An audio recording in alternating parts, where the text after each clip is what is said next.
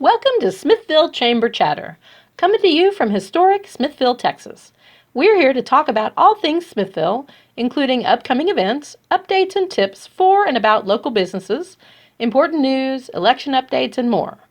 Brought to you by the Smithville Area Chamber of Commerce, I'm your host, April Daniels. Welcome to our podcast. Good afternoon and welcome to the Smithville Chamber Chatter with your host, April Daniels. We are excited to be continuing our podcast series today with our 5th episode sponsored by the Smithville Area Chamber of Commerce and Towers Nursing Home. Our guest today is John Cyrier, our District 17 representative. We appreciate, as always, Representative Cyrier's willingness to answer questions and keep the people of Smithville and Bastrop County informed. Good afternoon, Representative Cyrier, and thank you for being our guest on the Smithville Chamber Chatter podcast. Well, April, thank you. Who would have thought when I was there with you and the members of the chamber banquet, I guess I was late February, Yes. that we met, and just a few weeks later, here we are. The world is different, but so important, and I appreciate you allowing me to be with you here on Chamber Chatter, because how important it is for communications during these times. Absolutely. And I appreciate, as always, your willingness to come and speak here in Smithville, and you're always so responsive and helpful to us, and we appreciate that. I know our listeners would like to hear from you today about your thoughts on the COVID-19 crisis and what your office has been doing for your constituent communities. Well, starting day one, when this started becoming the pandemic that it is, that we all know today, I'm so proud of our Capitol team, our staff. Just like many of y'all, we had to start working from home, so we had to adjust to that first of all. And then, but of course, the volume of constituent care or the calls just started immediately. And our team, Jacob Reagan, Susanna Feather, Alonzo Wood, Jeff Miller, we rolled up our sleeves. As a matter of fact, we started having what we call daily huddles. We would do this. We'd have Zoom calls or conference calls every day just to check in, see where people were at, and things that we needed to work on. We increased, one of the things that we decided to do, just to go on the same theme of communication, how important it was to communicate. We increased our monthly electronic newsletter or email newsletter. We started sending those out 2, sometimes 3 times a week, depending on, because the news was so quick and things were breaking with the governor's office and locally. So we were putting those electronic newsletters out. I think we've done 17 of them since mid-March. Also, too, one of the things that our team has done, and I'm very appreciative, because it's, obviously one of the number one things that we've had to adjust to is the unemployment and Texas Workforce Commission. As many of y'all know, the cases have been tremendous. As a matter of fact, I think in a 10-day period, Texas Workforce Commission put unemployment, the numbers were as many in 10 days as they had done in the last 2 years. So with that, they have increased the number of employees and have ramped up their call centers and their communications and their website. But our staff, Jacob Reagan and Susanna, took training from Texas Workforce Commission and has been personally working with our constituents in District 17. And very proud that they stepped up, and I know it's made a big help for those constituents. I certainly can speak on behalf of the people of Smithville. We have worked closely with your office, and they've been very responsive, particularly Jacob and Ms. Feather have been very responsive. They've also been great about helping us find answers to questions that we've had, helping us get clarifications from the governor's office, and a lot of things that I know that's been very helpful and useful to our business owners, and we appreciate y'all for that.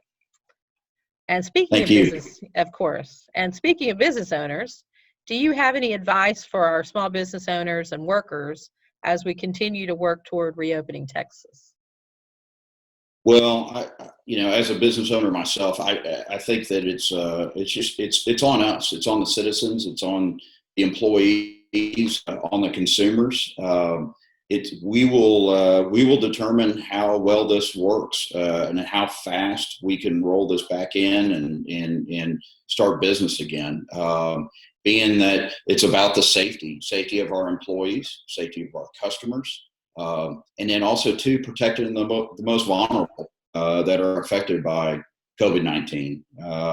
I think that I know as business, we know what's best. We've been here, and I think we're innovative. We've seen some techniques and some strategies already in play. I think it's very important. I think, April, you've done a fantastic job of communicating that and sharing those as we do open up. But it's us. I mean, as soon as fast as we can open this up, the sooner we can move on. But as soon as we lapse, I'm afraid we may be back in another situation. So we got to be real careful, and I think that's obvious. But I'm also know that the citizens of Smithville and the state of Texas, we're smart. We'll get through this, and we're going to be working together to help our businesses. I think that's the other thing. I'm confident that the consumers, we miss going to our restaurants. We miss buying the goods on Main Street. So I'm confident it will come back, but we just need to be very smart about how we do it. Absolutely. I'd like to take a moment to thank the sponsor of today's podcast, Towers Nursing Home. Thank you very much for always being so supportive of your chamber's programs. Representative Cyrier, how do you see the COVID-19 crisis impacting legislative priorities as we head into the next session? And as you address that topic, can you speak a little bit about Senator Watson's departure? I know you've worked closely with him in the past. Yeah, that was a big surprise to all of us. The retirement, at least from the Senate, of Senator Watson. As many of y'all know, he has announced that he is going to be the new dean, or the first dean of public affairs at the University of Houston. He'll obviously do a successful job with that, and very, very proud to have him be doing that. But what a great partner Senator Watson has been for Bastrop County, and he has been terrific to work with. Obviously, before his 13 years as a state senator, he was the Austin mayor, and so brought a lot of wealth to the Texas legislature. And here it is. He's been who's basically our president pro tem. Second in charge. Was selected by the lieutenant governor to be the president pro tem of the Senate. So just speaks highly of how respected he is. He will be missed. Those will be big shoes to fill, real big shoes to fill for our state senator and for the state itself. With that being said, there is the special election for his seat that has been postponed, I believe, till like mid-July. So you'll be seeing more about that election coming up and those candidates that are running. Smithville, Bastrop County, we have a lot to say in that election. And I know with our grassroots and our involvement in those elections, I personally know about those special elections, how involved Bastrop County gets. We will have an effect on that election in naming our next state senator. So I'll encourage everyone to get involved and pay attention to those candidates as we get a little bit closer. And again, that's, I believe, mid-July when that election starts. For session coming up, we had a fantastic session. I reported to you at your chamber luncheon, I believe it was also too, maybe in February or maybe January, that I did a little legislative update and talked about some of the good news, especially with, I know you had our school superintendent on there recently, but talking about public school finance and what we were able to do after decades of kicking the can down the road and not getting our public schools properly financed. We did it last session and got that done, and thank goodness we did. I mean, because going into this next session, it is going to be very difficult. With the main revenue sources for our state, obviously oil and gas, unprecedented, and in the lows that they're in right now. And then also tourism and hospitality. That's what Texas is known for. I know it's a big part of Smithville, big part of District 17 and the counties that I represent. So those are two industries that are going to be a detriment to our next session and our budget, our state budget. So next session, I think, is it's going to be a marathon. I know you guys have promoted, and I appreciate y'all promoting the census that is out. During all this, we're supposed to be collecting census data, so I appreciate the chamber doing such a good job of reminding people about that. But because of COVID-19, the census data is not coming in until not what I've heard is usually early April that we have it at the legislature to start diving into during session. But now they're talking about not until July. So when we end at the end of May for our next session next year, we know we're coming back. I mean, there's going to be a special session just for redistricting, but I think it's going to be obvious that we're going to be there for a while, just because of all the budget issues, every agency that's going to be going through. If you think about just the side, mental health, it's talking about Senator Watson, who was a champion on awareness of mental health. That is going to be a big issue after all this for our state, and some of the things that we're going to have to focus on. That's just one of many issues. So I look, as the session is coming, it's going to be extremely busy. It's going to be a time where I hope that we continue in our state to work together. We did a fantastic job on the issues that we had last session of working together for public school finance. Some of the other things that we worked on were Democrats and Republicans. We came together and we tackled those big issues. Well, next session is going to have those big issues, and I am confident and want to make sure that we continue to work together so we can get these things done. That's what our constituents want. That's why we're elected to be there, is to get this hard work done, and it's going to be a hard session. Well, I'm glad that you brought up the point about tourism, particularly in rural towns like Smithville. A great example, we've had to cancel more than 20 events between mid-March and the end of June. Probably we'll have to cancel or reschedule more than that. So those are impacting us across our community.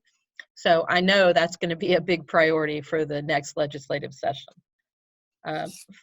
Finally, I know our listeners would like to hear about some of your priorities moving forward.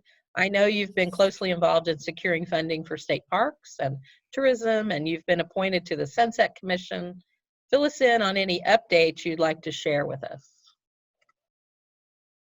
Well, yes, back in it was December that the speaker appointed me to the Sunset Commission. It's actually I've been appointed as chair of that commission. A lot of our work, I'm afraid, is supposed to be during this interim time period. So we were supposed to have had hearing in late April was our first one. We've obviously had to postpone that one. We have our next one is in July. That is probably going to be postponed, or I bet it will be postponed. And so all this is now starting to end up at the end of the year here is when we're going to have to put all of our hearings that we're having for Sunset. Sunset Commission was formed in the late 70s, and it's we actually have a staff of state employees that work on this year round that evaluates state agencies and departments for efficiencies, for necessity in some cases, and goes through and does basically an audit, as you would see for any business. But typically these are done every 10 to 12 years for different departments. This cycle, we have 21 agencies that are departments that are being looked at, some of the bigger ones. And I'm actually very appreciative because it's a lot of this is a rural sunset, being that a lot of the agencies and things affect us rural counties, in which I am passionate about.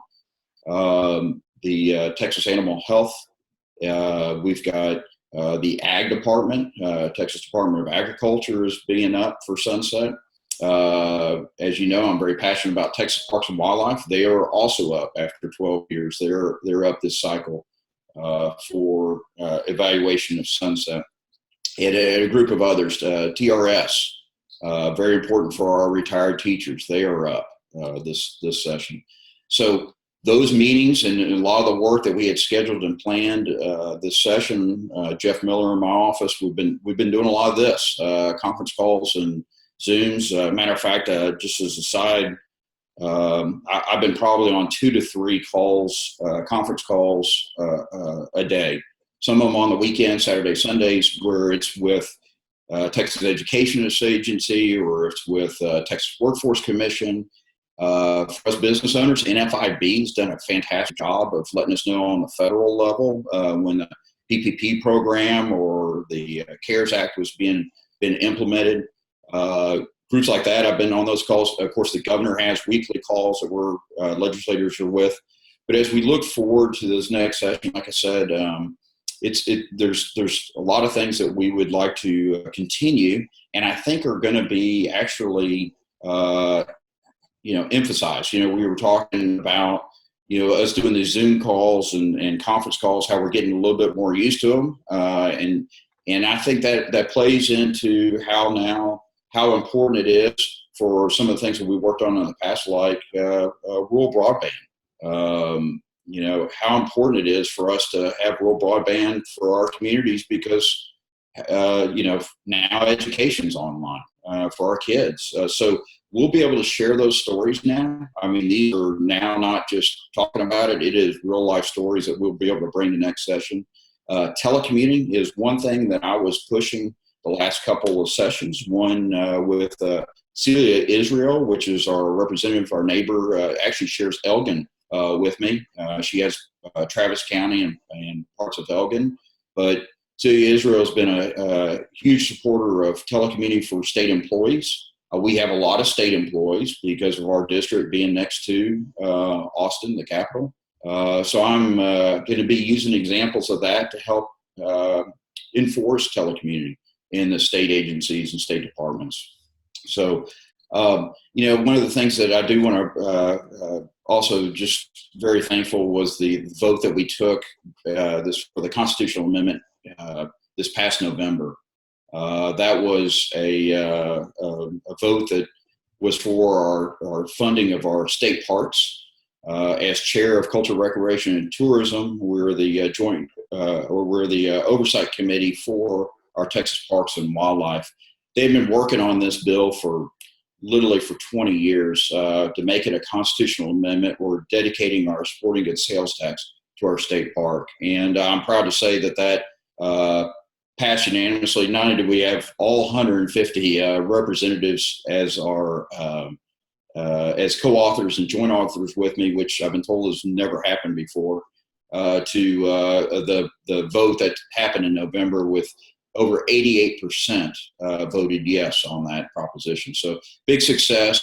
Again, could not have come at a better time. This is something, like I said, they've been working on for 20 years, and I'm afraid if we hadn't gotten across the goal line last session, it probably would be several sessions later before we'd have a chance to attack that again, because with the budget issues and things like that. And how important is it for our state parks? It's again, what this COVID-19 has shown is how important it is for us to be able to connect with nature, be outside, get away from these houses and homes that we live in and apartments and go out to see green space. And so very proud of that legislation that we got passed. I think that will help us in the future and as we move forward.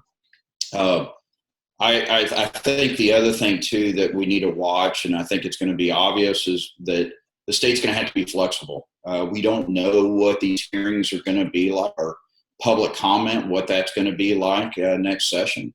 We all hope, and I am confident that we will get past this, but things will be different. No question about it, how we do business. And that goes along with the state, how the state does business. And so I want to continue to get us to move forward and be a business and continue to be more efficient. I think especially as Rahul, chair of Sunset Commission, that is one of the duties that I've been tasked with.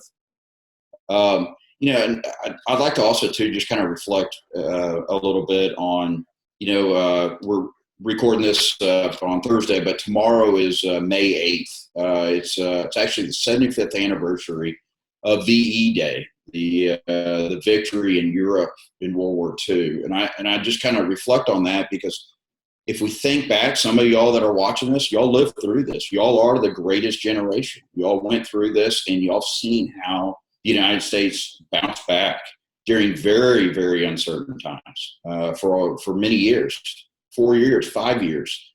We lived through this of uncertainty of World War II. And 75th anniversary that we're celebrating, which you look back on how the United States has rallied, how we have become a lot stronger. And I am confident that we will do this with this virus. We will get beyond this. We will become stronger. We'll be different. Yes, there will be some changes and some challenges obviously ahead.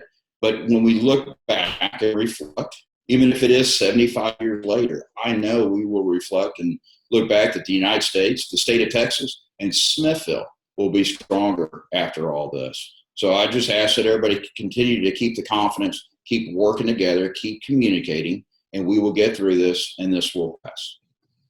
Thank you, Representative Syria. I really appreciate those words of support, and I'd like to be sure that our listeners know that the representative's hard work on state parks is even more important now and impactful here in Smithville, with 2 state parks right on our doorstep as we begin to recover. Those funds are even more important as Bisher State Park is our largest tourism draw right here in Smithville. So again, I very much appreciate all of your hard work in that regard. And again, I want to thank you for appearing with us today for this episode of the Smithville Chamber Chatter podcast. We invite our listeners to join us next week when our guest will be Bastrop County Judge Paul Poppe. Again, thank you very much, Representative Syria, for joining us today. And be sure. Do you mind if I add in? Yes. I'm butting in here, but I forgot to mention, we were talking about our staff, and I got a little carried away of not mentioning too. Please reach out to us. Our phone number is 512-463-0682. You can also reach us by email. It's District 17, so District 17 dot my last name CYRIER at house.texas.gov. So District 17 dot CYRIER at house.texas.gov. And also too, you can go to my Facebook page, my political Facebook page, and you can find information about our e-newsletters. In this information too, our contact information. We're here to help you during these trying times and appreciate the opportunity. Of course, and thank you, John, for saying that. It's also good to point out that we have many members that contact our office here at the Chamber directly with issues, and we often refer them over to your office. And many times our members have gotten back and said how responsive you've been, and I know we appreciate that, and it helps us to be able to have those contacts and relationships with your office, and we thank you for that. We have a great team. Thank you. Yes, absolutely. And having said all that, we hope our listeners enjoyed our podcast today. Be sure to join us next week, and until then, we'll see you on Main Street. Thank you for listening to Smithville Chamber Chatter with your host, April Daniels. If you'd like to be a guest, email us at april.daniels@smithvilletx.org. Between now and our next episode, be sure to check out the Chamber's website at www.smithvilletx.org. Until then, we'll see you on Main Street.